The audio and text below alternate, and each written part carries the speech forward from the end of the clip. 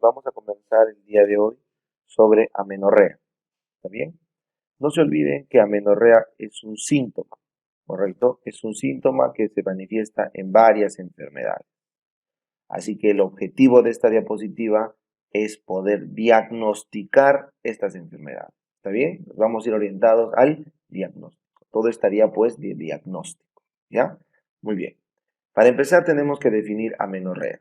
Entonces, hay dos definiciones. Se llama amenorrea primaria a la chica que no regla nunca, ¿correcto? Pasado los 15 años de edad, pero que tiene caracteres sexuales secundarios. O sea, tiene hormonas, pero no regla. ¿Ya? Y el punto de corte es 15 años. La otra definición es la chica que no regla, ¿correcto? Han pasado 13 años de vida, pero no tiene caracteres sexuales secundarios. ¿Por qué le bajamos 2 años?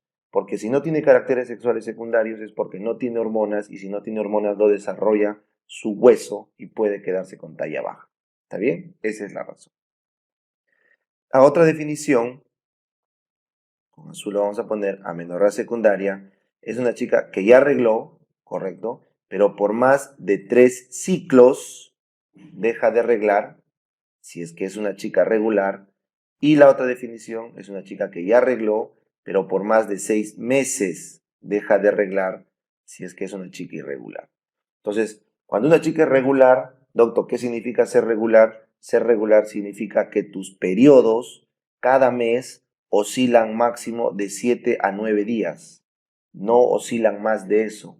Te viene la regla cada 30, 31, 29, 30, 31. O sea, no hay más de 7 a 9 días entre mes a mes que viene la regla. ¿Por cuánto tiempo debes medir esto? Por lo menos 6 meses, aunque lo ideal es un año entero.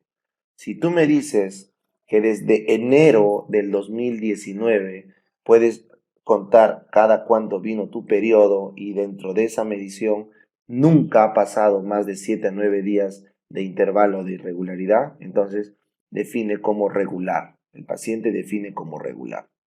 Y es irregular el que no cumple esto. A veces le viene cada 28 días, otro cada 37 días, cada 40 días, entonces es irregular. Por eso 3 ciclos sin regla cuando es regular, 6 meses cuando es irregular. ¿Por qué 6 meses? Porque en 6 meses hay riesgo de hacer hiperplasia endometrial, si uno no regla. ¿Ya? Muy bien. Entonces los ginecólogos han dividido a la menorrea según los compartimientos, se llama. Compartimientos, ¿ya? El compartimiento 1, 2, 3 y 4 dependen o se refieren a todo lo implicado para poder reglar. Entonces, para poder reglar, primero necesito pues un útero que reglar y una vagina y un himen que esté permeable para el sangrado. Entonces, el primer compartimiento es el canal. Segundo, para que pueda arreglar, ese canal, ese útero, tiene que ser estimulado por hormonas. Así que el segundo compartimento son los ovarios que liberan los estrógenos y progestágenos para poder arreglar. Tercero, esos ovarios tienen que estar comandados por la FSH y la LH de la hipófisis. Y cuarto compartimiento, esa hipófisis no trabaja sola, está influida por la GNRH del hipotálamo, que a su vez está influido por áreas corticales superiores. Por eso el área 4 o el compartimiento 4 es el sistema nervioso central. ¿Ya? Entonces, en función de qué falla en cada compartimiento, tenemos todas estas causas. Y en función de que si son primarias o secundarias, se clasifica. ¿Ya? Entonces vamos a arrancar. ¿Cuál es la amenorrea más frecuente de todas? Vamos a hacerlo con color negro. ¿Primaria o secundaria? Secundaria, doctor. Esta es la más frecuente de todas, secundaria. Y dentro de las secundarias, la más frecuente es el embarazo. Pero el embarazo no es una enfermedad. Por lo tanto, la amenorrea del embarazo no califica para esta diapositiva. No es un tema de diagnóstico. Entonces, la causa más frecuente de amenorrea es secundaria y por embarazo. Pero eso no es una enfermedad. Hablemos de las enfermedades. La amenorrea secundaria más frecuente, la amenorrea más frecuente es la secundaria, y dentro de las secundarias, la más frecuente es esta de acá, por segundo compartimiento. Y dentro de ese segundo compartimiento, el síndrome de ovario poliquístico. ¿Ya? Es la más frecuente de todas las amenorreas secundarias patológicas. Luego sigue fallo ovárica precoz, pero bueno, eso es mucho más raro, pero igual lo menciono. Fallo ovárica precoz. Cuando una paciente deja de funcionar sus ovarios antes de los 40 años. Muy bien. Luego, las siguientes causas de amenorrea secundaria básicamente se dividen. El segundo lugar lo tienen los problemas de hipófisis, luego muy de cerca los problemas del sistema nervioso central y al último y en último lugar, el más raro, los problemas de canal. ¿Ya? Entonces vamos a conversar de los problemas de canal. Los problemas de canal son básicamente porque el útero ha sufrido alguna lesión que no le permite menstruar. Entonces, la causa más frecuente de amenorrea secundaria del canal es el síndrome de Asherman, ¿no es cierto? El síndrome de Asherman es una sinequia del endometrio. ¿Producto de qué? Producto de una infección crónica, ¿correcto? O inflamación crónica. Y la otra opción es producto de traumatismo, legrado. Entonces, en nuestro país, la causa más frecuente de síndrome de Asherman es una infección, básicamente una endometritis por abortos clandestinos, maltratada, que termina siendo una sinequia. Para diagnosticar un Asherman tienen que hacer histeroscopía directa, ¿ya? Para ver las lesiones, la histeroscopía también sirve para separar o debridar esas adherencias y tienen que darle a la paciente, ponerle una T de cobre usualmente y le tienen que dar estrógenos. Ese es el manejo. Le ponen una T para que la T se pare y no se siga pegando el endometrio y le dan estrógenos para que crezca el endometrio. ¿Ya? Muy bien. ¿Qué podemos conversar de cuarto compartimiento? En el sistema nervioso central, básicamente la principal causa de amenorrea central, correcto, después de trastornos de la hipófisis, es anorexia. Por eso cuando les pregunten cuál es la causa más frecuente de amenorrea de origen central, arriba, es anorexia. Anorexia. ¿Ya? Es un diagnóstico psiquiátrico específico, lo van a ver en pediatría, pero es una causa aislada, es la más frecuente de amenorrea secundaria. Las otras que les pueden preguntar es anovulación funcional. ¿Y a qué se refiere anovulación funcional? Es a varias causas por las cuales una chica no ovula ese mes o por un periodo de tiempo, ¿no es cierto?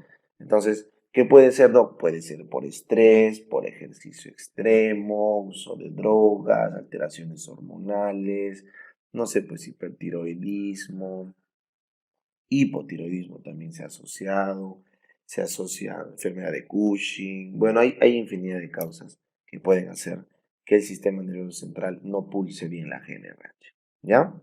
Muy bien, luego tenemos acá hiperprolactinemia. No se olviden que la hiperprolactinemia más frecuente es por fármacos. ¿Qué fármacos? Antidopaminérgicos como la metoclopramida. Y la hiperprolactinemia puede ocurrir en cualquier momento. Puede ocurrir por tumores o por consumo de fármacos, ¿no? Tumores que producen prolactina, pues, ¿no? O consumo de fármacos como los antidopaminérgicos desde niña hasta adulta. Por eso es que las causas de hiperprolactinemia, que pueden ser tumores o fármacos, ya dijimos que el más frecuente es fármacos, puede ocurrir en cualquier momento de la vida. Por eso es que en esta tabla les pongo que la hiperprolactinemia puede ser causa de amenorrea primaria como de amenorrea secundaria. ¿Ya? Muy bien, ahora vamos acá arriba, las amenorreas primarias, dijimos, la chica nunca arregló, entonces ahí nuevamente, la causa más frecuente es el segundo compartimiento. Por lo tanto, si te preguntan cuál es el compartimiento más frecuente de amenorreas en general, tanto primarias como secundarias, es el ovario, ¿ya? Y dentro de la primaria, la causa de ovario más frecuente es el síndrome de Turner. Ahí está, el Turner puro, tal cual, 45X0, ¿ya? Muy bien, la siguiente causa ya no es hiperprolactinemia ni anorexia, ya no son esas causas, sino ahí sí nos vamos a canal. Amenorrea primaria de canal tenemos el síndrome de Rokitansky, ¿ya? Rokitansky-Kusterhauser es la agenesia de los conductos de Müller, ¿ya? Esta es la causa más frecuente, ¿correcto?, de amenorrea primaria de canal. Luego tienes himen imperforado, ¿ya? Otra cosa que te pueden preguntar acá es himen imperforado. Muy bien. Esa es causa que explicaría una amenorrea primaria de canal. Agenesia de los conductos de Müller, síndrome de Rokitansky-Kuster-Hauser y después himen imperforado como causa. Sin embargo, han hecho una pregunta aislada que es el síndrome de Kalman. ¿Ya? El síndrome de Kalman, como ven acá, es causa de amenorrea primaria del sistema nervioso central porque hay una destrucción, correcto, de las neuronas que producen la GNRH. ¿Ya? Entonces vamos a estudiarlo más adelante, pero recuerden que este es un hipogonadismo específico, porque solo se lesionan las células que producen GNRH. ¿Ya? Cal. Muy bien, entonces con eso ya hemos aprendido todas las causas de amenorrea que existen. ¿Ya? Ahí están todas las causas que les van a preguntar, son las más frecuentes y están divididas por compartimiento y por tipo de amenorrea. Muy bien, ahora vamos al diferencial y eso es lo más importante de nuestra clase. Vamos a hacer el diagnóstico diferencial. Chicos, esto es lo más tranca, así que acá les pido máxima atención para que en una sola la puedan captar. Yo tengo que hacer diagnóstico diferencial de dos tipos de amenorrea. Puede ser de la primaria o puede ser de la secundaria, ¿no es cierto? Vamos a empezar por la más frecuente. ¿Cuál era la más frecuente? La secundaria. Entonces vengan acá. Algoritmo de la amenorrea secundaria. Si viene a tu consulta una chica que te dice, doctor, no reglo, ¿ya? ¿Tú alguna vez reglaste? Sí. ¿Y hace cuánto tiempo no reglas? 3 ciclos. ¿Eres regular? Sí. Definición de amenorrea secundaria. O no reglo, doc, hace 6 meses y soy irregular. Entonces, si una chica viene con eso a tu consulta, tú tienes que hacer el algoritmo diagnóstico. ¿Ya? Entonces empezamos. Vamos a ir con lo más probable que es una chica regular que 3 ciclos viene sin reglar. Lo primero que siempre se pide es test de embarazo. ¿Ya? Entonces, la primera prueba que se pide es un test de beta-HCG. Se prefiere en sangre, ¿correcto? Entonces, lo primero es beta-HCG en sangre. ¿Ya? Puedes pedirlo en orina, pero como ya tienes 3 ciclos sin reglar, ya pues hay que buscarlo en sangre. No es necesario en orina. ¿Ya? Muy bien. Ahora, o sea, porque ya tú quieres llegar a un diagnóstico final, definitivo. No se pide ecografía, por si acaso, es beta-HCG. Ahora, esta prueba de embarazo obviamente no aplicaría para una irregular con 6 meses, porque si fuera embarazo en 6 meses, bueno, se nota, pues, ¿no? Entonces, lo que trato de decirles acá es que todo algoritmo de amenorrea debe arrancar descartando el embarazo. Y eso se hace con fecha de última regla, sí, eso es correcto, pero como puede haber una patología del embarazo, por ejemplo, no sé, pues un ectópico, puede haber de repente mola, puede haber inclusive cualquier tumor que secrete beta-HCG, entonces la FUR y la ecografía no son las pruebas para descartar el embarazo acá, sino la beta-HCG, ya que es esta hormona la que genera la amenorrea. Sería el gol estándar de descarte. Muy bien. Ahora la siguiente, si te sale beta-HCG negativo, o sea, no está embarazada, o sea, hay que buscar la siguiente causa más frecuente. Sería SOP, ¿no es cierto? Pero como todavía estamos en exámenes auxiliares de sangre, aprovechemos para tomarle y dosar la prolactina. Como les dije, era causa muy frecuente, entonces dosamos prolactina en sangre, ¿ya? Para ver si es que es un problema de tercer compartimiento, ¿ya? O dosamos TSH si es que estamos sospechando hipotiroidismo, ¿ya? Cuando hay hipotiroidismo, la TSH aumenta y la TSH hace aumentar a la prolactina, ¿ya? Recuerden que la prolactina es o genera amenorrea a nivel central, ¿ya? La prolactina genera amenorrea a nivel central. ¿Por qué? Porque le hace un feedback negativo a la GNRH. Y es algo lógico, ¿no? Si la chica está produciendo prolactina, obviamente es porque está dando de lactar. Entonces no debería reproducirse mientras está dando de lactar. ¿Ya? Entonces la prolactina inhibe a la GNRH. Ya está. Ahora, también habíamos visto que la causa más frecuente de hiperprolactinemia eran los fármacos antidopaminérgicos, ya que recuerden que la dopamina es el principal inhibidor de la liberación de prolactina, ¿cierto? El hipotálamo produce dopamina para evitar que la hipófisis ¿no? El hipotálamo produce dopamina para evitar que la hipófisis libere prolactina. ¿Ya? Entonces, si le damos un fármaco antidopaminérgico, entonces la prolactina se libera. Y la prolactina inhibe la GnRH. ¿Ya? Muy bien.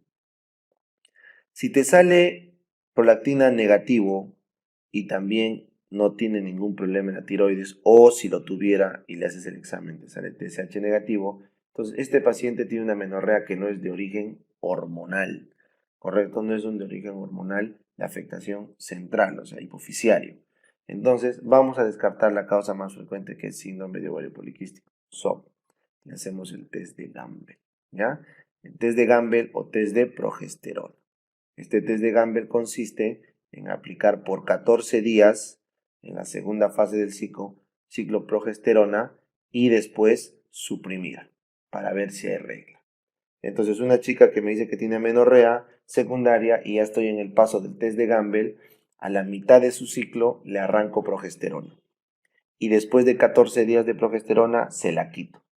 Si regla, entonces lo que me está diciendo el test de Gamble positivo, cuando una chica regla ante la supresión después de 14 días de progesterona, es que lo que le faltaba a esta chica era progesterona, o sea, es anovulación. Lo que el test de Gamble evidencia es la anovulación, que es típico del SOP, pues, típico del SOP. En cambio, si a una chica le pongo progesterona por 14 días, le quito y aún así no regla, entonces test de Gamble negativo no es un problema de anovulación. Entonces, si no es embarazo, no es hormonal central y no es anovulación, ¿correcto? Entonces, ¿qué es? Bueno, acá, al descartar embarazo, descartar hiperprolactinemia y descartar anovulación por SOP, te has descartado las principales causas. Así que pasamos ahora al diferencial de las causas más raras, ¿ya? Entonces, en el diagnóstico parte 2, una línea acá, en la fase 2, lo que se hace es un diagnóstico de las causas más raras. ¿Cuáles son esas dos? Bueno, hay que descartar uno por uno los compartimientos. ¿Cómo descartamos canal? Le voy a dar estrógenos y progestágenos, ¿ya? Le voy a dar un ciclo entero de 28 días de estrógenos con progestágenos. Puede ser combinado, puedo darle el progestágeno en la segunda mitad, bifásico, bueno, la forma que quiera, pero la idea es simular un ciclo ovárico. Entonces, al simular un ciclo ovárico, le quito después de un ciclo las hormonas y veo si regla. Si la paciente es test de estrógeno progesterona positivo, o sea, regla, eso quiere decir que el problema no está en el canal, ¿ya? Entonces, si la chica es test de estrógeno progesterona positivo, quiere decir que regló. Eso quiere decir que su canal está ok. En cambio, si el test de estrógeno progesterona sale negativo, o sea, no regla, entonces el problema ¿dónde está? En el canal. Porque le he dado las hormonas como si yo fuera el ovario. Y si no regla es porque está algo mal en su canal, que hay que hacer acá ecografía. Básicamente para encontrar el síndrome de Asherman. Si es que lo sospechamos por ecografía, el gol estándar como era histeroscopia, por histeroscopia. ¿Ya? Muy bien. ¿Puede haber otra causa? Sí, a veces hay tabiques que se forman, producto pues de, pueden ser pólipos, tumores, o sea, obstrucciones que no dejan pasar la sangre adquiridas, porque estamos en secundaria, ¿ya? No, doctor, el test de estrógeno progesterona dio positivo, o sea, la chica sí regló, entonces el canal está ok, no es el canal. Entonces pasamos al siguiente, que es el ovario. Entonces, ¿cuál es la única forma de ver si el ovario funciona? Hay dos hormonas que nos dicen si el ovario funciona. Tú puedes decir, doctor, estrógenos, progesterona. No, lo que el ovario produce no es una hormona muy sensible de función. Es mejor dosar la inhibina y la FSH. Son las dos hormonas para ver función ovárica, ¿ya?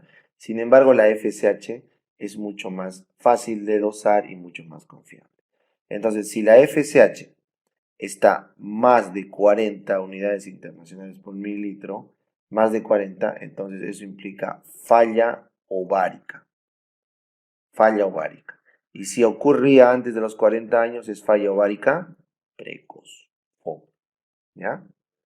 Y si la FSH está en menos de 2 unidades internacionales por mililitro, entonces eso implica que hay un hipogonadismo hipogonadotrófico.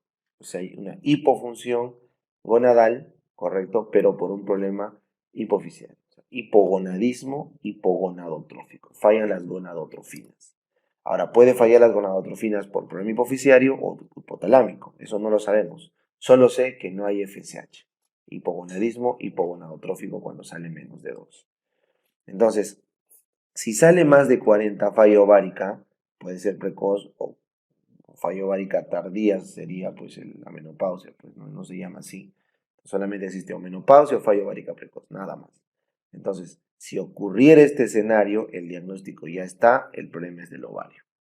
Pero si estamos acá a menos de 2, hipogonadotrófico, no sabemos si el problema es de hipófisis o de hipotálamo, no sabemos. Entonces ahí se hace el test de Luforán. El test de Luforán o de estimulación con GNRH lo que busca es simular la pulsación de un hipotálamo normal. Entonces, si yo le doy GNRH en pulsos y la chica regla, entonces me dice que el hipogonadismo hipogonadotrófico era ¿de qué causa? Del cuarto compartimiento. O sea, estaba fallando el hipotálamo. Pero si le doy pulsación de GNRH y la chica no regla, entonces quiere decir que por más que yo simulo ser el hipotálamo, la hipófisis no está funcionando bien.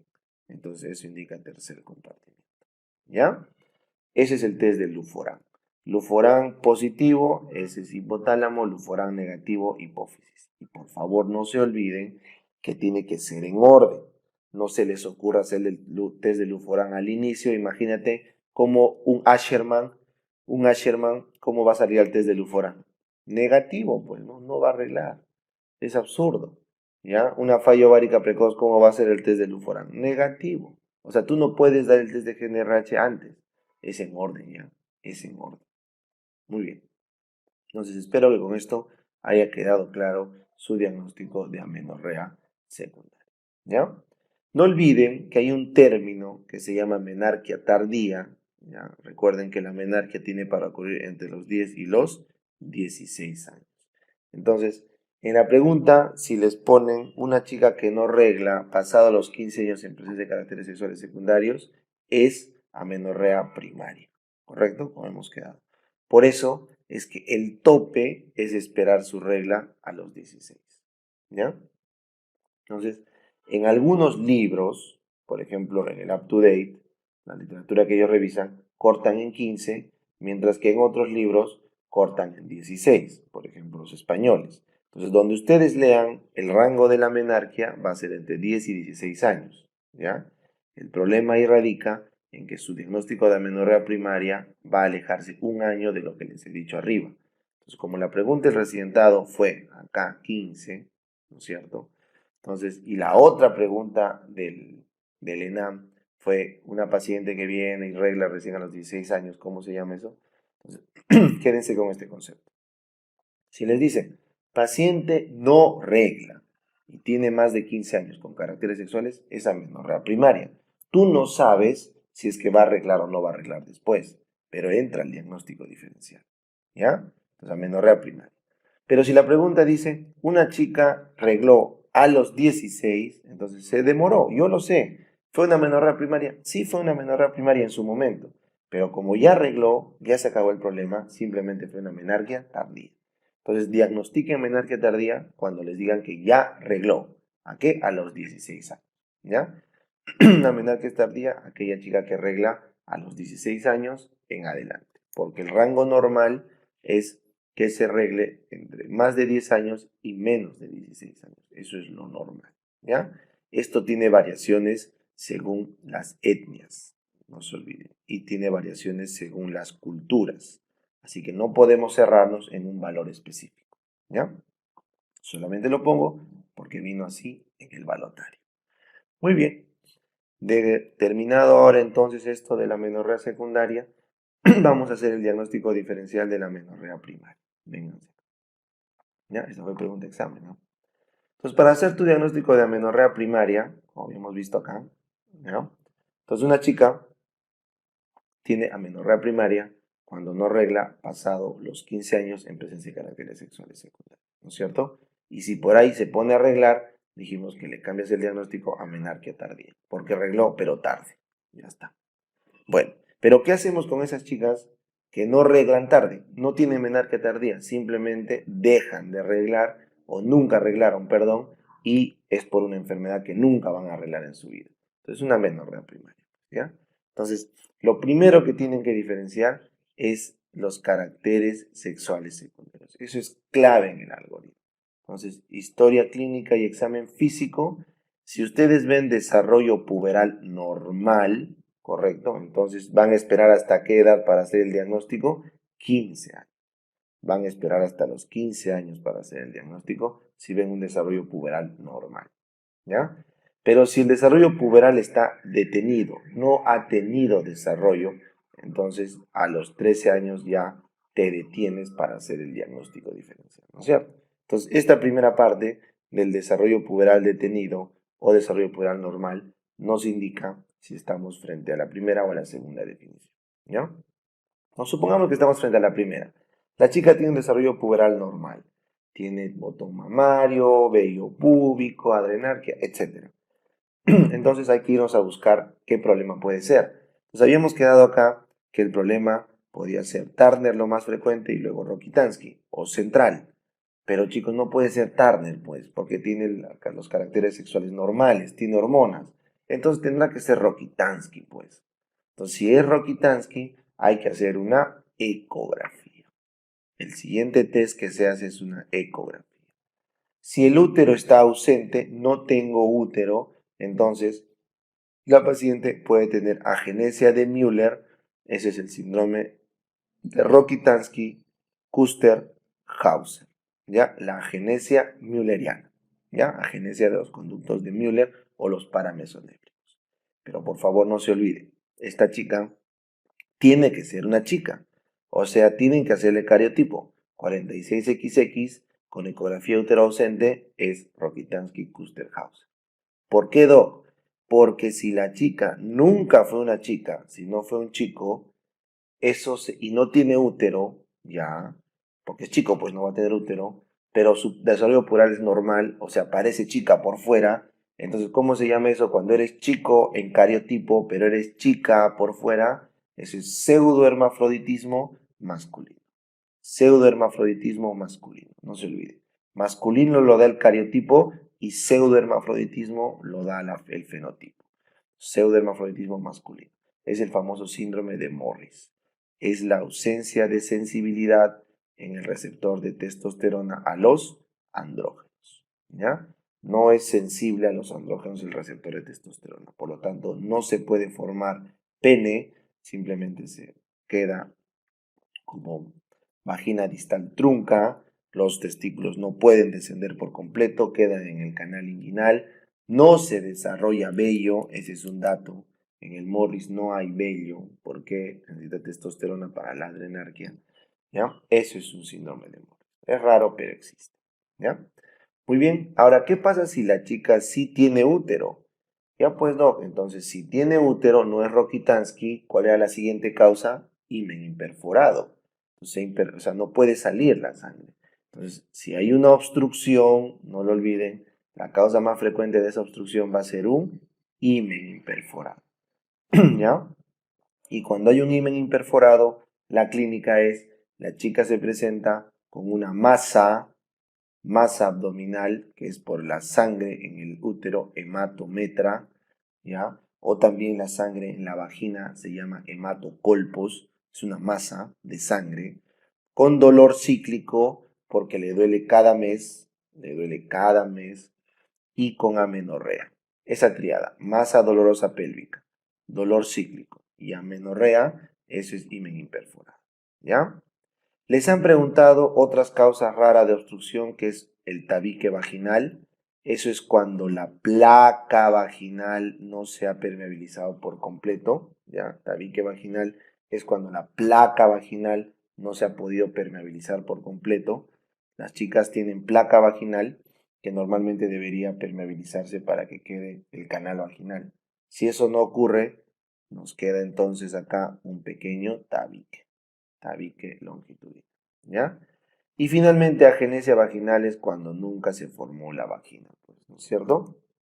Ya sea porque nunca se permeabilizó nada de la placa o porque no se llegaron a juntar los dos extremos. ¿Ya? La vagina tiene doble origen embrionario. Y doctor, ¿qué pasa si no hay obstrucción? ¿Ya? A todo esto, antes que me olvide, cada vez que encuentran ustedes una anormalidad del aparato genital, siempre sospechen anormalidad del aparato urinario también, ¿ya? Bueno, entonces, doctor, no hay obstrucción. ¿Cómo es eso? No hay obstrucción. Entonces, la segunda opción que ustedes tienen acá es que la chica haya desarrollado bien su pubertad, tenga útero, tenga todo, pero no hay obstrucción. O sea, ¿qué está pasando? Tiene las hormonas, por eso es pubertad normal, es una mujercita, tiene útero y no sangra. Entonces, lo que ha ocurrido acá cuando no hay obstrucción es que se ha detenido el desarrollo hormonal normal. Y la superhormona que puede detener el desarrollo uterino, perdón, hormonal normal es el andrógeno. Así que en la hiperplasia suprarrenal congénita o el síndrome de ovario poliquístico, la clínica es la hiperandrogenemia. Si aumentan los andrógenos, entonces no madura el eje y nunca puede haber regla. ¿Ya? Entonces, en este caso, es una chica que nació con hiperplasia suprarrenal congénita o hizo un SOP antes de su pubertad, hizo el SOP antes de la pubertad. En ambos casos, se producen tantos andrógenos que no le van a dejar reglar y va a aparecer como una menorrea primaria. ¿Ya? Sencillo, ¿verdad? Ojo, yo les dije que el SOP es la causa más frecuente de amenorrea secundaria porque ocurre después. La mayoría de SOPs ocurren en chicas obesas, después de que han pasado su menarquia. Pero hay chicas, un 30% de SOPs, que son genéticas, que son flaquitas y que ocurre inclusive antes de su menarquia el SOP. ¿Ya? Muy bien, porque el SOP, no lo olviden, es un problema endocrino. Muy bien, entendido. Ahora, vamos acá. Doctor, ¿qué pasa si la chica no tiene desarrollo puberal, no tiene botón mamario, no tiene vellos, o sea, no tiene hormonas, no tiene estrógenos? Entonces, ¿el problema dónde puede estar? Solamente puede ser en el ovario o puede ser en el complejo hipotálamo hipoficiario. ¿Sí o no? Entonces, si el problema es en el ovario, la única forma de saberlo con quién es, con la FSH. Ya les dije, si la FSH estaba más de 40, ¿se acuerdan? Igual que en la secundaria, es problema ovárico, y si la FSH está menos de 2, es un problema central. Entonces, cuando la FSH está menos de 2, tienes varias causas. Este es el retardo constitutivo del crecimiento y desarrollo. Ya es un retardo constitutivo. Simplemente acá la chica se demora en desarrollar. Es constitutivo, no es peligroso, solo se demora. ¿Ya? La anorexia ya les expliqué, cuarto compartimiento. El estrés ya les expliqué, cuarto compartimiento. El ejercicio extremo, cuarto compartimiento. ¿Ya? ¿Qué ocurre en estos tres en común? Se libera cortisol. La anorexia, el estrés y el ejercicio intenso liberan cortisol, que es una hormona del estrés, y eso genera ovulación central. ¿Ya? Kalman, ya dijimos, es una paciente que no produce GnRH. ¿Por qué? Y esto es importante, lo vamos a apuntar acá. Porque hay una agenesia del núcleo arcuato, que es el que produce GnRH, por una mala migración neuronal. Y también hay agenesia del bulbo olfatorio, porque vienen del mismo origen nervioso. Entonces, el paciente hace hipogonadismo hipogonadotrófico específico de GnRH y anosmia. Ese es calma. ¿Ya? Tumores, cualquier tumor que produzca prolactina o cualquier tumor que destruya la hipófisis o el hipotálamo. ¿Ya? Medicamentos, ya les dije, los antidopaminérgicos son los más asociados a la hiperprolactinemia y eso genera amenorrea. Aunque hay varios medicamentos que pueden bloquear el estímulo de la GnRH, pueden bloquear la pulsación de GnRH. Hay varios medicamentos. Muy bien, con eso, y bueno, para una pregunta de examen, el medicamento más frecuente antidopaminérgico era la metoclopramida, ¿no es cierto? La más usada. Ahora, si la FSH está alta, más de 40, entonces un problema del ovario habíamos quedado. ¿Y cuál era el problema del ovario acá más frecuente en amenorrea primaria? Turner, ¿no? El síndrome de Turner puro, 45X0, es una mujer que invariablemente tiene talla baja, ¿se acuerdan? Talla baja. No es obligatorio que haya retardo mental, es raro, ¿cierto? La paciente tiene una serie de características que, bueno, voy a nombrar algunas de ellas nada más, igual lo ven en pediatría, ¿no es cierto? La paciente tiene cúbito valgo, tirium coli, correcto, hipertelorismo, tiene nevus pigmentario, correcto, tiene coartación de aorta, riñón en herradura, son patologías típicas del síndrome de Turner, ¿ya? Entonces una chica con talla baja, cúbito valgo, tirium coli, cuello alado, hipertelorismo, coartación de aorta, riñón en herradura, varios nevus pigmentarios, bueno, configura el fenotipo de un Turner, ¿no? Ojo, el retardo mental no es obligatorio. Ahora, ¿qué pasaría si esta chica tiene FSH alta, ya, pero no es Turner? O sea, tiene un problema del ovario, pero no es Turner. O sea, es 46XX, es cariotípicamente normal. Entonces, el único problema acá es que algo ha pasado con el ovario. Algo ha pasado con el ovario. Entonces, ahí tienes la disgenesia gonadal pura. Se llama así porque la chica es XX, no es Turner, pero no desarrolla los genes del ovario. Disgenesia gonadal pura. Ya es la segunda causa después del Turner. Tienes la oforitis autoinmune. Es una chica que hace autoanticuerpos contra sus ovarios y los destruye. Típico de enfermedades autoinmunes poliglandulares, ¿no es cierto? Tienen otras glándulas también autoinmunes. Resistencia a la FSH, ¿ya? Es el síndrome de Perrault. Es una chica que sus receptores de FSH no responden. Y por radioterapia o quimioterapia ha destruido su ovario, típico de las niñas con leucemia que reciben tratamiento quimioterapéutico o radioterapéutico, ¿ya? En esas niñas con leucemia hay que congelar sus ovarios, o perdón, sus ovogonias, sus óvulos a futuro para que pueda reproducirse, ¿ya? Se congela sus ovogonias para que pueda reproducirse después porque gran parte de ellas quedan estériles de por vida, ¿ya? Muy bien, chicos, entonces, como han visto, es un poco pesado, hay bastante que apuntar, les recomiendo que estudien este diapositiva, es muy importante porque ha venido en los últimos 2 exámenes del residentado seguido, ¿ya? Así que en el ENAM también puede ocurrir lo mismo. Vino solo una vez en 2017, últimamente es una pregunta de amenorrea, pero igual hay que estar preparado, ¿ya? Bueno, eso es todo, muchas gracias.